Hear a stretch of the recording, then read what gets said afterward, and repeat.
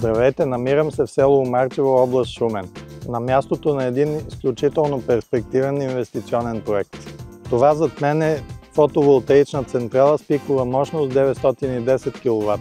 В близост до парка има други изградени фотосоларни централи. Се продава с изцяло завършена конструкция и изрядна документация.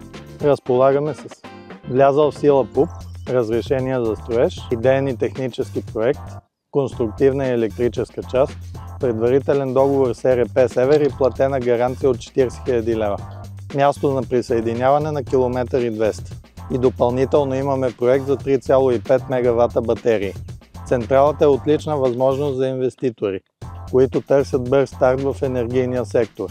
Няма юридически или административни пречки, всичко е подготвено за довършване и пускане в експлоатация в рамките на 3 месеца. Ако имате интерес или въпроси, свържете се с номера по-долу. Ще ви предоставим пълна информация и ще организираме оглед на място.